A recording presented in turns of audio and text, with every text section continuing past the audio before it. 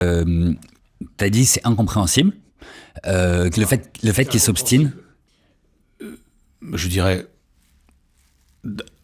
à première vue, c'est incompréhensible. Mais Après, je pense qu'ils défendent des intérêts. voilà, alors parce qu'il y a les deux hypothèses. Il y a soit ils sont complètement aveuglés par l'idéologie, c'est une des hypothèses. Ça, ils sont aveuglés par l'idéologie et aussi ils défendent des intérêts. Voilà, moi je pense que c'est un peu facile de prétendre qu'on est aveuglé par une idéologie quand on défend des intérêts auxquels on n'est pas aveugle. Mais les deux sont pas contradictoires, c'est-à-dire à la fois ils croient aux vertus du libre marché, de la concurrence pure et parfaite, et à la théorie du ruissellement, et en plus, ils défendent les intérêts des gens qui les ont élus. Alors pas seulement, parce que le paradoxe étant qu'il y a aussi des gens modestes qui ont voté pour Macron, donc c'est pas... mais en tout cas... les gens avec qui sont en symbiose idéologiquement avec Emmanuel Macron et qui ont été dès le début en réalité des fondateurs du macronisme, c'est des gens c'est les détenteurs du capital. Fallait voir l'allégresse de ceux qui... D'ailleurs, il y avait plus d'allégresse dans le camp patronal et quand Macron a été élu que quand c'était Sarkozy, c'est dire. Hein. C'est-à-dire que vraiment, il y avait cette espèce de fantasme, le Mozart de la finance, là, qui va enfin comprendre les réalités de la France, qui est un pays dépensophile, étatolâtre, et puis on va régler tout ça. Voilà, il n'a pas réglé grand-chose. Il n'a pas réglé grand-chose. Enfin, il a surtout aggravé les choses, et on a aujourd'hui des services publics qui vont pas bien, un déficit commercial dont je parlais qui est préoccupant, un déficit externe, enfin un déficit public qui est préoccupant, et il va falloir, quand on reviendra au pouvoir, il va falloir régler ces problèmes. Alors, il n'a pas réglé grand-chose, mais il est quand même stupéfiant de voir que les gens très riches se sont largement enrichis, et encore plus que dans les autres pays où le néolibéralisme a cours.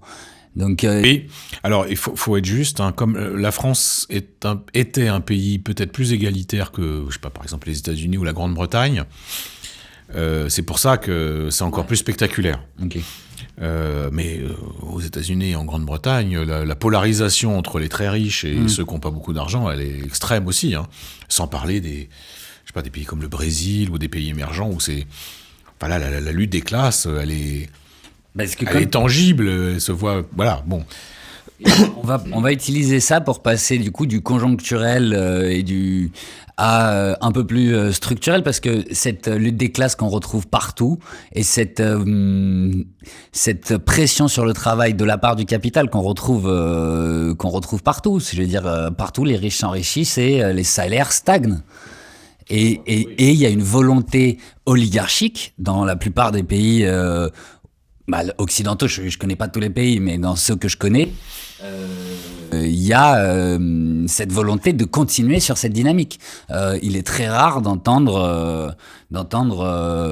que tout soit fait pour que les salaires remontent et que les impôts sur le capital remontent également. Alors, c'est pas une tendance nouvelle, hein.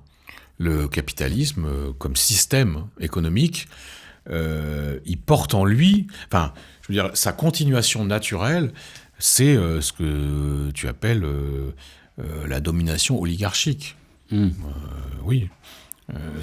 Et d'ailleurs, le capitalisme produit aussi des monopoles privés qui vont avoir des influences très néfastes sur le paysage médiatique, sur l'opinion. Tout ça, c'est pas nouveau. Hein. Et en plus, d'une certaine façon, ça se voit. Ça se voit de plus en plus. Je trouve que d'ailleurs, il y a quelque chose d'intéressant à observer. C'est le côté décomplexé de la domination. Ouais. Et ça me fait penser d'ailleurs à cette phrase incroyable je crois que c'est Warren Buffett, qui disait, mais la lutte des classes existe, oui, d'ailleurs c'est la mienne, la classe des riches qui a gagné. Ouais, parce que la phrase c'est nous qui la menons et nous sommes en train de gagner. Ouais, c'est ça. Alors c'est nous qui la menons, incontestablement.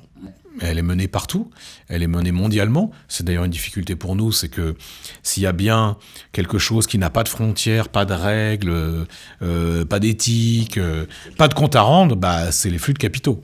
Hein. Et c'est très difficile quand on est un État-nation, justement, avec des frontières, avec un rythme de délibération, la démocratie représentative, avec les outils qui sont à notre disposition, dans un système qui est absolument mondialisé, hyper fluide, et rendu encore plus fluide par tous les outils du numérique. C'est difficile quand on est à la tête d'un État-nation de dire on va essayer de mettre le plus de barrières possibles pour faire en sorte que la justice advienne.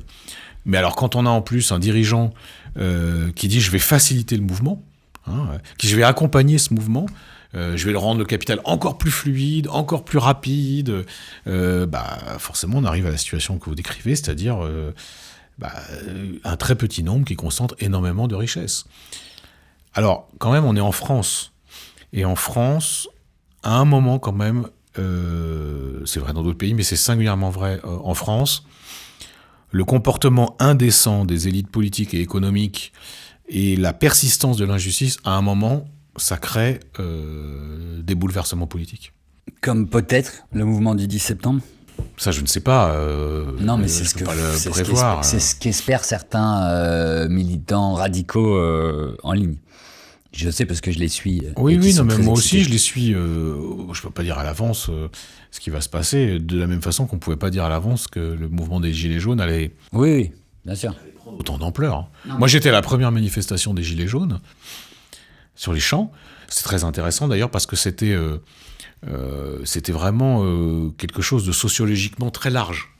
Il y avait des petits artisans et des commerçants, mais il y avait aussi, moi je me souviens, j'ai fait la manif avec des aides-soignantes, des infirmières, des profs. C'était quand même très hétérogène, mais enfin hétérogène du point de vue de la provenance professionnelle et géographique, puisque c'est des gens qui venaient. Mais la réalité sociologique, c'était quand même le monde du travail. C'est comme ça, le monde du travail, celui qui aspire à gagner un peu plus. Parce que, comme tu l'as dit, et ça aussi, c'est pareil, ça fait vraiment partie des choses qu'il faut répéter inlassablement. Quand on nous dit, et on nous le dit tout le temps, mais vous ne vous rendez pas compte, augmenter le SMIC, ça va rogner sur les marges d'entreprise. Enfin, ça fait 30 ans, plus de 30 ans, que la part du capital dans la valeur ajoutée ne cesse d'augmenter au détriment des salaires. C'est un truc, c'est quand même quelque chose à la fois de basique, d'élémentaire, de documenté. Il suffit de regarder. Et pourtant, on a en face de nous, et c'est pas que, là pour le coup, c'est pas que la droite et les macronistes, c'est une grande partie des médias mainstream. Après, ils appartiennent à des milliardaires, donc. Certes, oui, mais moi je pars pas du principe que tous les journalistes sont des marionnettes au service de. Non, je crois pas. Je crois que c'est vrai. C'est ça l'idéologie dominante en fait. C'est quelque chose qu'on intègre sans même s'en rendre compte. Et on commence à dire non mais augmenter les salaires, vous n'y pensez pas. Mais on a envie de répondre, ça fait 40 ans que le capital ne cesse d'augmenter. Et là, ça n'a pas l'air de vous poser problème. Comme ceux qui disent que la fiscalité en France pour les hauts revenus est confiscatoire. Il suffit de regarder. Non mais, parce qu'il y en a qui le disent. Il y en a beaucoup. J'ai des collègues qui le disent. Et qui ont l'air de bonne foi quand ils le disent. C'est-à-dire que je crois qu'ils y croient. C'est quand même aisé de démontrer qu'il n'y a rien de confiscatoire. La fiscalité confiscatoire, ça a été expérimenté dans certains pays dans l'histoire du monde. C'est pas ça. C'est on prend tout. Voilà, c'est pas ce qui se passe. Donc, et alors, comme on est... Il y a cette injustice de base, capital, travail, qui se double en France de quelque chose qui est très sensible pour les gens, c'est l'augmentation de la rente. C'est-à-dire qu'en fait, aujourd'hui, les rentiers vivent beaucoup mieux et beaucoup plus confortablement que les travailleurs, même ceux qui se défoncent, même ceux qui bossent beaucoup. Ça crée un climat quand même explosif.